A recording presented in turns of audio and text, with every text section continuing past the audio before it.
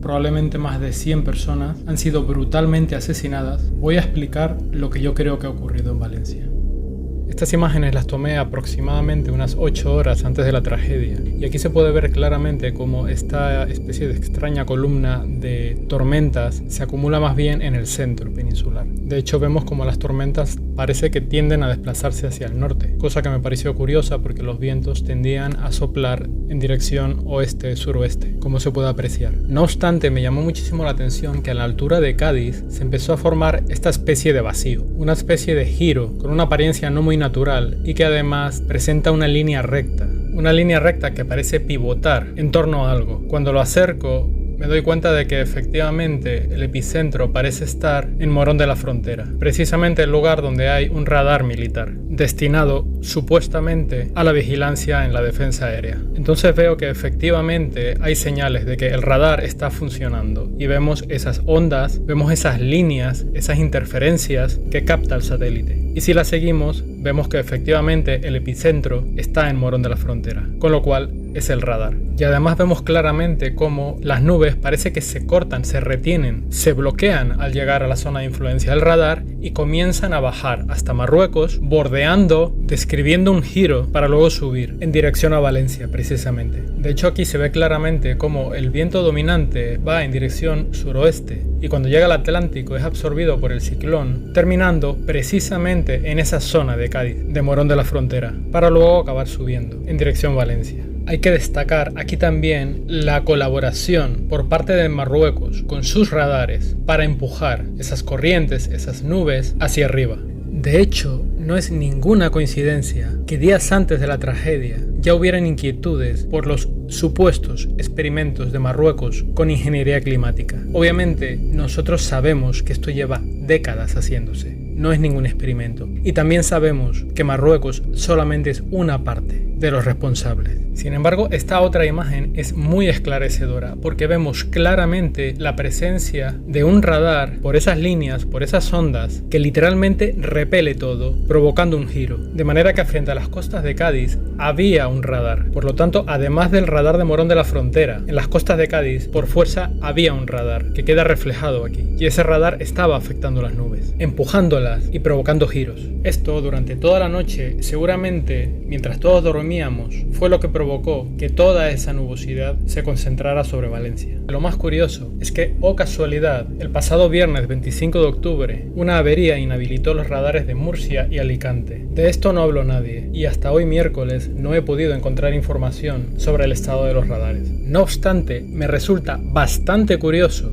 que a esa dana provocada, alimentada con el ciclón y literalmente influenciada por el radar de Morón de la Frontera y por ese radar de la costa de Cádiz, los únicos radares que la podrían haber interferido serían precisamente los radares de Murcia y Alicante, precisamente los dos que se estropearon casualmente el pasado viernes. Pero aquí la cosa se pone más enrevesada porque un conocido agricultor, el Payeter, el pasado viernes avisó que el radar de Valencia no funcionaba, ya que según AEMET había recibido el impacto de un rayo. Sin embargo, AEMET recientemente dijo que en realidad habían conseguido encenderlo justo antes de la dana gracias a un sistema de alimentación alternativo. Los verificadores de datos se echaron encima del Payeter diciendo que eso era un bulo, porque en el momento antes justo de la dana el radar fue encendido, supuestamente. Por supuesto no nos queremos nada que venga de AEMET. Sin embargo, sí que es verdad que el radar de Valencia estuvo casi un año apagado hasta momentos antes de la dana, ya que según AEMET solo lo encienden cuando hay una emergencia. Así que no hubo ningún bulo. Los verificadores de datos mintieron. El Payeter lo único que dijo es que a fecha del viernes y a 2 días para la dana el radar no funcionaba, con lo cual dijo la verdad. De manera que si todo esto es correcto, tenemos que hay una línea recta que va desde Cádiz hasta Valencia, empujando todas esas nubes y que no se encuentra con ningún obstáculo, ya que los 3 radares con los que se habría encontrado no funcionaban durante los días previos, radares de Murcia, Alicante y Valencia. Me parece como mínimo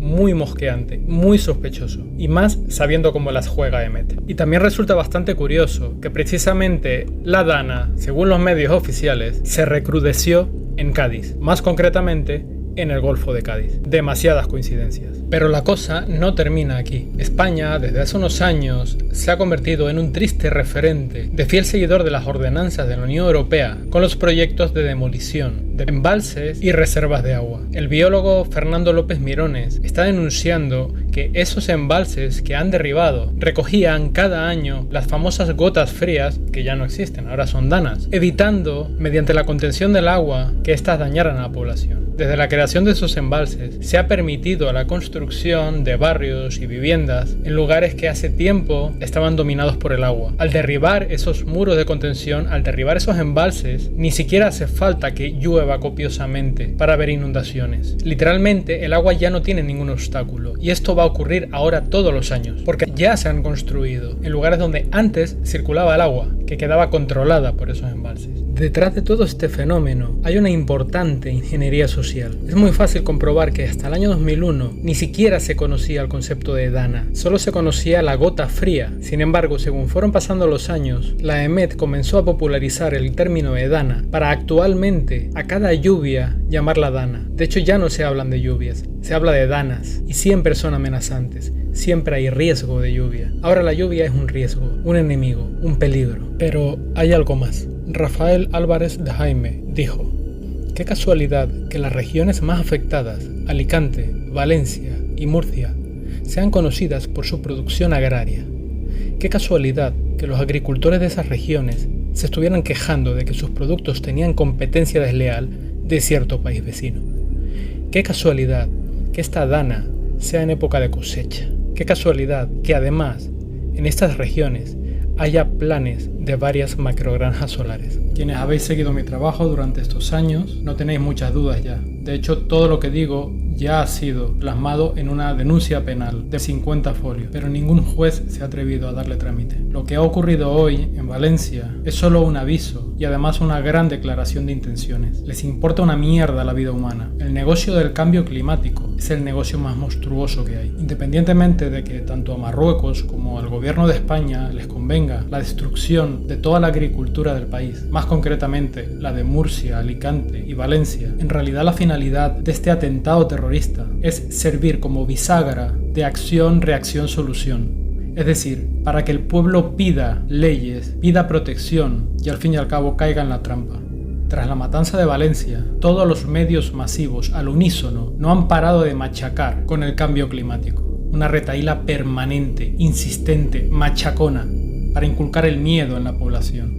Esto es una evidencia más de un proceso de cambio climático. El cambio climático está provocando un cambio en la forma de llover. Es un efecto, diría yo, mediterráneo del proceso de cambio climático, ¿no? Y cae cada vez la lluvia con más intensidad y va acompañada de fenómenos, digamos, como pueden ser granizos importantes o tornados como los de ayer, que también generan, claro, pánico en la gente. Y de paso, para inculcar en la población el odio hacia el negacionista del cambio climático, que en realidad simplemente es un escéptico que exige pruebas y que además tiene pruebas en contra. Negar el cambio climático se cobra vidas humanas. El negacionismo no cabe, y tampoco cabe el ser neutral ante aquellos que son negacionistas. Con lo cual tan solo la reacción de los medios y de los expertos ya los delata, ya se les ve la intención. En base a esto van a pretender justificarlo todo, justificar leyes. Tendremos que modificar también de las leyes, ¿no? Restricciones, pérdida de derechos. Habrá que repensar este sistema de alertas para impedir que la gente salga de su casa. Medidas draconianas, impuestos y todo el abanico de posibilidades que da el fraude climático. Nosotros sabemos lo que realmente está ocurriendo. Esto es una guerra de desgaste, porque las pruebas están ahí y ellos no pueden evitarlo, solo pueden jugar sucio. Pero nosotros tenemos la razón. Organización terrorista Gobierno de España, Sindicato del Crimen del Congreso, vosotros habéis matado a todas las víctimas de esta atrocidad, tanto por acción como por omisión, sabiéndolo o no. Vosotros sois los responsables. Esto ha sido un ataque de ingeniería climática, como en el pasado lo fue la operación Pop A en Vietnam, provocando inundaciones y matando gente y destruyendo cultivos. Vosotros, el ejército, AEMET, seguridad aérea, estáis todos metidos en el ajo. Y en algún momento la gente lo va a saber. No podéis tapar el sol con un dedo. Mis condolencias a todas las familias de las víctimas de este atentado terrorista y les animo a descubrir la verdad y a luchar porque se haga justicia. Fuerza y honor.